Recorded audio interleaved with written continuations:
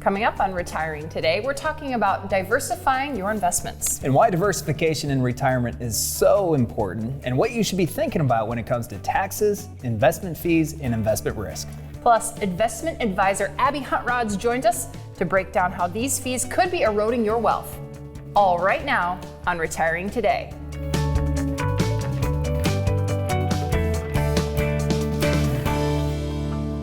Welcome to Retiring Today. In this episode, we're talking about diversification and what that looks like when it comes to retirement planning. I'm here with Loren Merkel. He's a certified financial planner. And Loren, when people are in the accumulation phase, I think diversification probably just means having different, investments that you're a part of. But when you're in retirement, what does diversification look like? Well, in retirement, diversification just becomes so much more important. When you're in the accumulation phase, you can feel like you're diversified, and it's not as important because you have a lot more time. When you're in the pre-retirement phase and you're 5 years away from retiring, 5 years away from using this money, whether or not you're truly diversified is much more important because of that, because of the lack of time that you have. Right, and we hear the phrase, don't put all of your eggs in one basket or keep all of your eggs in one basket, and this really applies to retirees. It most definitely does, and that's what a lot of people come to us and they say, one of the things that my dad always told me is make sure you never have all of your eggs in one basket. And then we do a portfolio analysis, and unfortunately, many times that's what we see is not only do you have all of your eggs in one basket as far as the asset classes that you have, so large cap stock, mid caps, small caps, international, domestic, but also from a tax standpoint, many pre-retirees, many retirees have the majority of their eggs in one basket as far as tax classification, which means when you take your money out of your accounts, how is it going to be taxed to you? And this is just one piece of the retirement puzzle, and it's an important piece, but it fits together with kind of the 5 components that you've really recognized as the most important part of retirement. Yeah, after 21 years of helping people successfully retire, what we've done is we've boiled down what most people are concerned about, the things that people need to be thinking about as they go to and through retirement, into 5 simple components, which we call the Merkle retirement method. So today we're going to focus not on all 5. We're going to focus primarily on the diversification aspect, which is going to consume the investment piece, and get a little bit into tax and a little bit into income planning as well. Okay, let's move into tax diversification. Required minimum distributions are something that a lot of pre-retirees and retirees are looking at as what 70 and a half kind of comes around. That's a key age for some of those things. What's important with tax diversification there? Well, there's $27 trillion in pre-tax money. $27 trillion in pre-tax money, 10,000 people retiring every single day. So what everybody knows is going to happen is when 10,000 people retire every single day, they're going to start taking money out of these pre-tax accounts. It's going to be subject to federal taxation. Or there are some retirees who don't need to touch that money right away. But at age 70 and a half, they are going to be mandated to start taking distributions out. That's the required minimum distribution age. So the tax planning piece, if you're sitting there and you're saying, tax diversification, most of my retirement money is in this pre-tax bucket, which means when you take it out, you're going to have to pay taxes. It does not mean you have to despair. It does not mean you have to be over worried, because even once you retire, there can be some ample opportunity for you to start creating this tax diversification, because this Roth IRA has not been around for all that long. And you've been restricted as far as how much you can contribute to it. In fact, some people can't even contribute to it based on the income levels that they make. And the non-qualified bucket has not been all that popular because you have to pay taxes on capital gains and dividends in the year that you receive them. So it's not growing tax-free, it's not growing tax-deferred. But in the first calendar year after you retire, many retirees do get to start creating some of this tax diversification. And what that means is, at 70 and a half, if you're successful in creating that tax diversification, at 70 and a half, you will be mandated to take out less of your overall retirement portfolio, and you have more control and flexibility on when you take it out and what level of tax you will be paying on your income. And what does tax diversification mean when it comes to legacy planning? Tax diversification when it comes to legacy planning just simply means when you experience your last day, which we're all going to have, your resources, your monies that are left over, are going to go to your charities and to your loved ones. most of the types of monies, the IRA monies, will be subject to tax. So if you can create some tax diversification for not only while you're alive taking income off of your money, but also for when you pass and you have money left over that goes to your children, to your kids, then that creates a much longer lasting legacy for the next generation and potentially even generations much further into the future. And really, Loren, at the end of the day, when you talk to the individuals and the families that you work with and talk about their retirement plan, it's really about keeping more money in their pockets. It's almost all about keeping more of your money. You've worked for 30 years, 40 years, you've accumulated all this money, you've worked hard for this money, and now what you want to do is you want to have this money work hard for you to make sure you maintain the lifestyle that you've grown accustomed to make sure that you can maintain your lifestyle 10, 15, 20 years from now. And the best way you can do that is by creating a diversified type of portfolio, not only from a tax standpoint, but also from an asset class standpoint, because a lot of our conversations that we're having right now are centered around when is this next recession going to take place. We haven't had one since 2008. Many people are worried about how it's going to impact their portfolio. In 2008, many pre-retirees had to postpone their retirement. Many retirees had to come out of their retirement because they lost 50% of their life savings. They worked for 40 years, accumulated all this money, and in 12 months, 50% of their life savings just evaporated. And it changed their lives forever. So many people are concerned about that. The people who are going to be most successful against that next recession are going to have this proper diversification. And that is why it is so important in retirement to make sure that you're properly diversified. And these types of strategies that we're going to talk about for the next couple segments are really going to help people make sure they're properly diversified and help mitigate against the risk when this next recession hits. And in that next segment, we've got Abby Hunt-Rods joining us. She's an investment advisor here at Merkle Retirement Planning.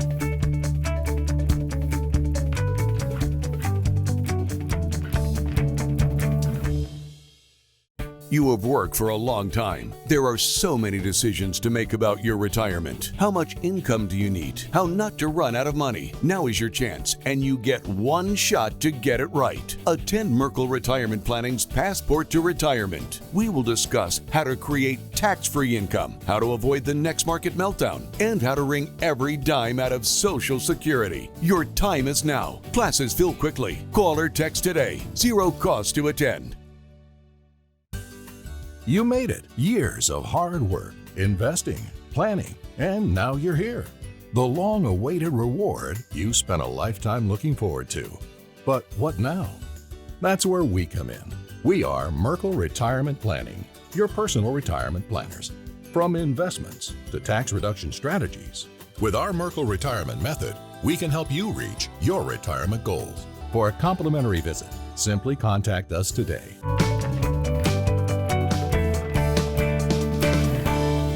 Welcome back to Retiring Today. In this episode, we're covering diversification in retirement. I'm here with Loren Merkel. He's a certified financial planner, and Abby Hunt-Rods, an investment advisor representative here at Merkle Retirement Planning.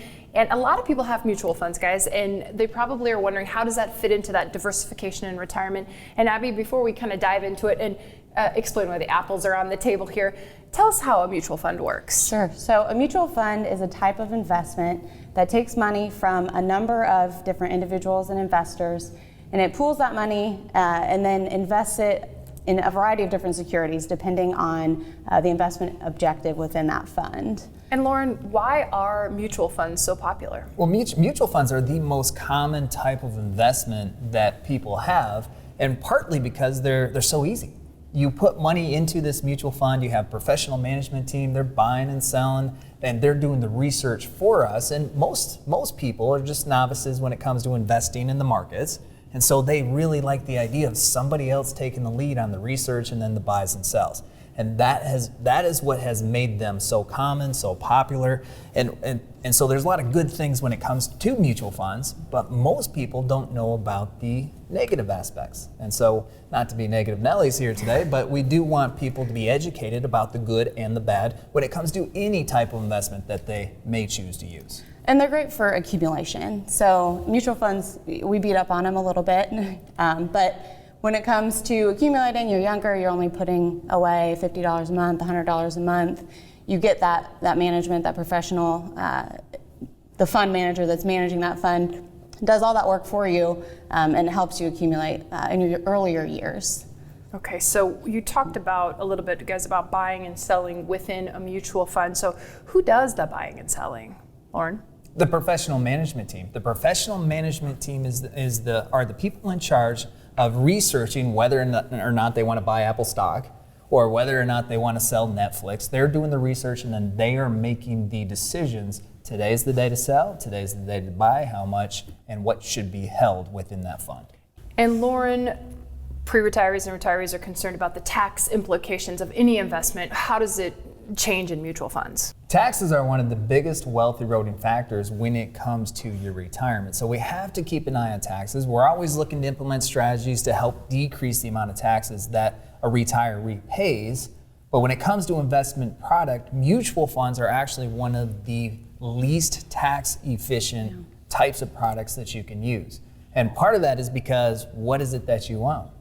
And the mutual fund manager who is in charge of buying and selling, they're not buying and selling really based on what your circumstance is, your tax circumstance. They're buying and selling based on, because they're getting compensated to produce the best returns for that portfolio. And if they need to buy 100 times throughout the course of the year or sell 1,000 times throughout the course of the year, they're going to do that, which has absolutely nothing to do with what your tax goals are. So there's just no customization with the mutual fund, and that's why it oftentimes leads to shareholders of the mutual funds paying more in taxes. Well, and something you pay for with a mutual fund are those fees. Yeah, and every investment is going to have fees, and we understand that. It's just a matter of having the most efficient investments possible within your portfolio. So within mutual funds, you actually pay a number of fees that they don't have to disclose to their shareholders. They tell you about one fee, they tell you about the expense ratio, but there's also a number of fees that come out before you ever see performance within that investment. So Forbes did a study not long ago, and the average fee within a mutual fund was over 3%. And that's one of the things that we really don't like about the mutual fund world is there's just no transparency. There's no transparency on what you're paying in fees, because according to Forbes, you might be paying around 3%, but according to Morningstar, the actual disclosed fee of what they tell you you're paying is under 1%. So there's about a 2% difference on average of what you're really paying versus what's being disclosed. So there's no transparency in fees, what you pay, but there's no transparency in what you actually own. So in your mutual fund, do you own Apple stock?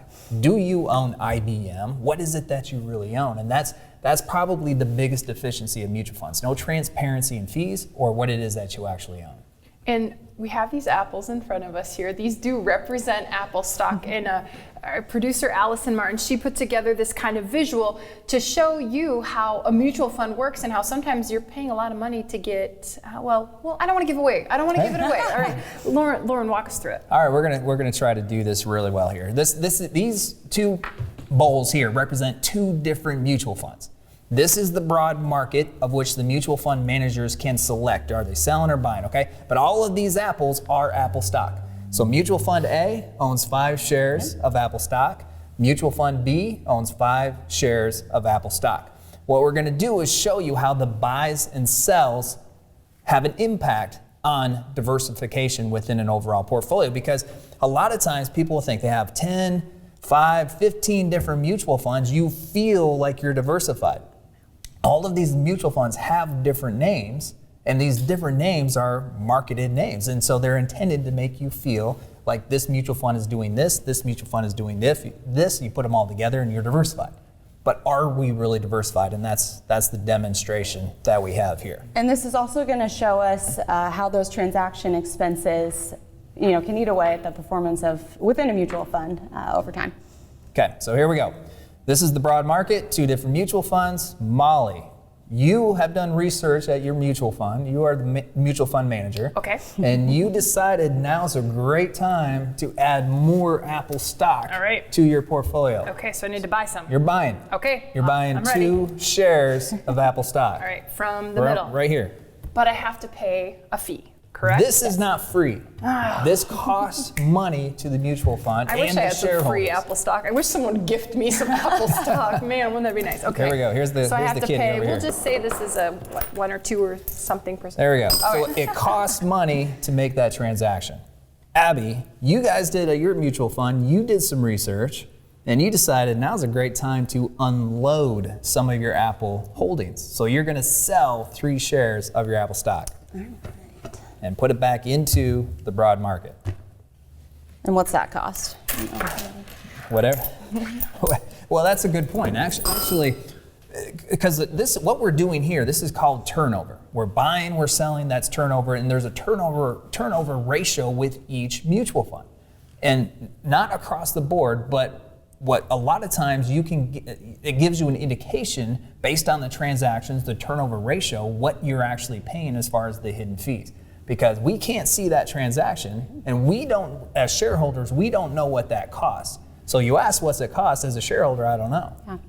Most mutual funds have a broker-dealer that they're clearing those trades through. And those broker-dealers, they can charge $75 a trade, they can charge $5 a trade, and that's not disclosed to any of the shareholders. So we, on the surface, don't know what we're paying for each one of these transactions.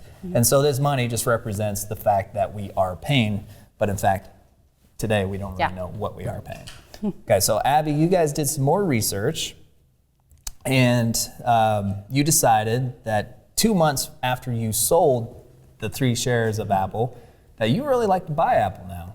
It is a buying market for Apple stock. So you're going to purchase How many shares? 5 shares of Apple stock. You need to pay up. Yeah. Now you got to pay. Expensive. Now you got to pay a lot. Molly, you're not off the hook. You guys are doing more research at your fund, as mutual funds are always doing. Again, that's part of the benefit, right? You as shareholders don't have to do this research. We have the managers that are doing it. So you guys decided you need to sell some Apple stock, and you're going to sell 1 share. All right. Abby, you guys have decided you want to sell a share of Apple stock based on your updated research. And then Molly, you're not quite through yet. You want to sell 2 shares, again, based on your updated research of Apple stock. Okay, so this is the broad market. We can ignore this for the rest of the conversation. We have 2 mutual funds, and both of these mutual funds have Apple stock, just like we started. Molly, you guys, how many shares of Apple stock do you have? 4. 4. And then I have Abby? 6. You have 6. So we started with 2 different mutual funds, 5 shares, 5 shares. We ended, same 2 different mutual funds, 4 shares, 6 shares. We still have 10 shares. So after all of these transactions, after all of this money that we paid for those transactions, within our same portfolio, we still have 10 shares of Apple stock. The question is are we any more diversified than when we started? Not really. If we have 10 shares, we still have 10 shares. We still have 10 but we had to shares. pay for them, except too. for we had to pay for them to have the same amount of 10 shares. Now, this is an example, and we knew this was going to end up with 10 shares, right? But what if you ended up with 9 shares? What if you ended up with 12 shares? Does that substantially enhance your diversification within the portfolio? No. And the worst part is along the way, we had no idea what we were paying in fees, and this is how the fees can get elevated, because if you really want to control fees, first we have to know what fees we're paying. And in mutual funds, it's very difficult to do that. More importantly than the fees is how do we know whether or not our portfolio is truly diversified? And in mutual funds, we can't, because today we can see, based on counting apples, we own 10 shares of Apple stock. But in the real world with mutual funds, we don't know today if we own 10 shares of Apple stock, 0 shares of Apple stock, Netflix, whatever that is.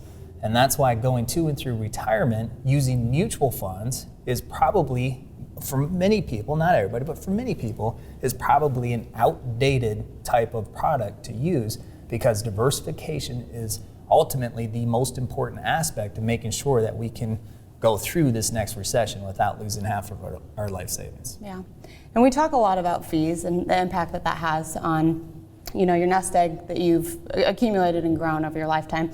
But I think in order to make that a tangible, a number for people to understand the impact that really does have, we have an example here. The difference between A mutual fund, okay, so we have John and Joe, and they're both 35. They both have invested $100,000, and we'll be generous and assume that they're going to make an 8% rate of return. Joe invested in low-cost index funds, all-in expense of about 0.5%. And John invests in a mutual fund. We're going to assume that that's a 2% fee. So 2% is still lower than the average. Yeah. So the difference that makes from age 35 to age 65, so 30 years of that money being invested, the only difference being those fees that they're paying. The index fund that's only costing 0.5% grows to $865,000, and the mutual fund that costs 2% only grows to $548,000. So, all things alike, other than what they're paying for those investments, that's a difference of $317,000, or 58% more by choosing a more cost-effective and efficient investment. And so at the age of 35, they started, in that example, they started with $100,000. So over that 30-year time frame, what was eroded in fees was 3 times the amount of what they started. And the hard part about that is if you're trying to really control your fees, again, you can't see what you're paying in fees, and fees do make a difference. As opposed to being in retirement with $300,000 less or $300,000 more, everybody out there is going to say, I want the $300,000 more. And how do you do that? By decreasing the fees. Right. And keeping more in your pocket is a very important part of retirement. We'll continue the conversation when Retiring Today continues.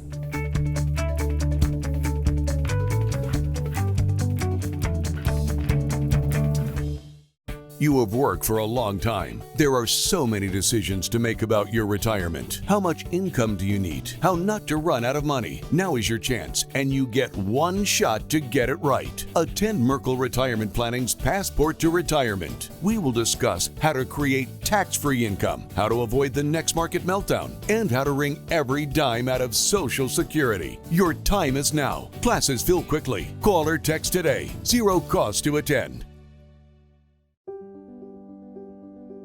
It's your retirement. How will you live it? How will you be remembered? Will you be able to take me on vacation? Will you be there for my ball games? Will you teach me your values? You'll be able to play with me. Oh, help me go to college.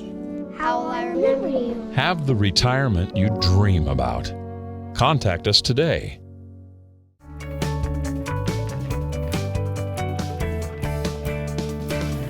Welcome back to Retiring Today. I'm here with Loren Merkel. He's a certified financial planner, and we've been talking about diversification as it pertains to your retirement.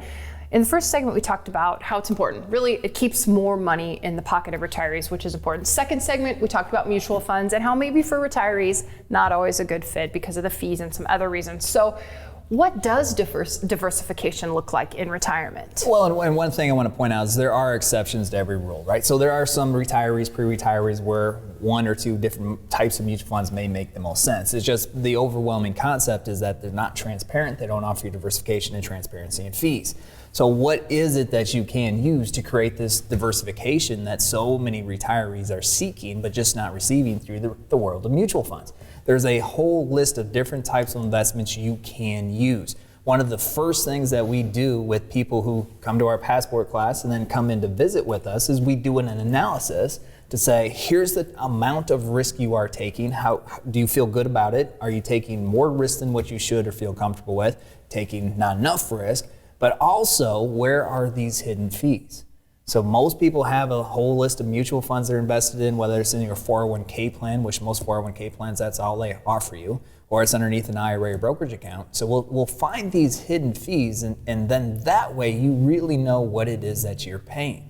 Again, one of the most effective ways to control what you're paying in fees is first to know what it is that you're really paying. And that's our portfolio assessment review, or PAR, Are You on PAR? Which we do offer as a part of attending our Passport to Retirement class. Okay, Loren, what other takeaways do you have from today's show about diversification? Well, I think one of the most important things is transparency. Any type of investment that you use, it needs to be transparent. And the most important part of the transparency is know what you own. Diversification, diversification, diversification. You don't want to keep all of your eggs in one basket. With mutual funds and some different types of products, you have most of your eggs in one basket and you don't realize it. The second one, customization. This all needs to be done specific to you, what it is that you are trying to accomplish based on the amount of resources that you have, based on the amount of money that you need to maintain the lifestyle that you've grown accustomed to. There needs to be customization. And the third takeaway is when it comes to using the types of investments that you have in your portfolio, there needs to be a purpose behind it. This particular type of investment is in your portfolio to accomplish this for you. This particular investment is in your portfolio to accomplish this for you. What most of us end up doing, and by the way, this is not any fault of us, but when I say us, I mean investors, is what most of us end up is we end up on the doorsteps of retirement with this junk drawer full of product with no real intention or no real purpose of how it's going to get us to and through retirement. Yeah, and having a plan to spend those investments in retirement is really what comprehensive retirement planning is all about. And we only talked about one small piece of retirement. Well, an opportunity to talk about more of the pieces of retirement are the Passport to Retirement classes. They're free, they're open to the public. There's tons of information on our website on when and where. The website's on your screen right now. And Loren, people can also simply just text the number on their screen. How does that work? We make this as simple as possible. All you have to do is text the word passport, and one of our team members will follow up with you shortly to confirm your spot. Okay, and you've got about 30 seconds to tell people why you might find them to be a good fit to come to the Passport class. This Passport class is intended for those who are within 10 years of retiring or already retired. And those who find the most valuable use of this information are those who understand the importance of a retirement plan, having something in writing that keeps a checklist of here's what they have to accomplish, here's what they've already done, and here's how to get to the next phase. Those are the people who find it most valuable. Okay, and getting to that next phase is what we'll continue to talk about on this show. It's Retiring Today with Loren Merkel, and we thank you for watching.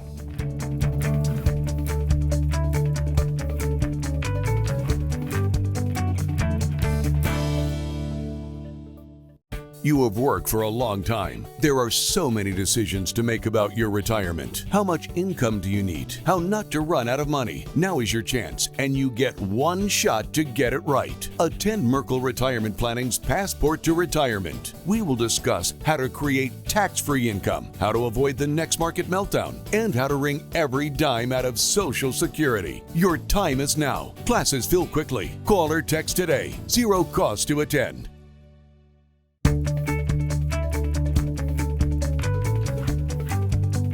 From our family to yours, we hope you have a wonderful weekend. We hope you enjoy the show. Dinner, Greek.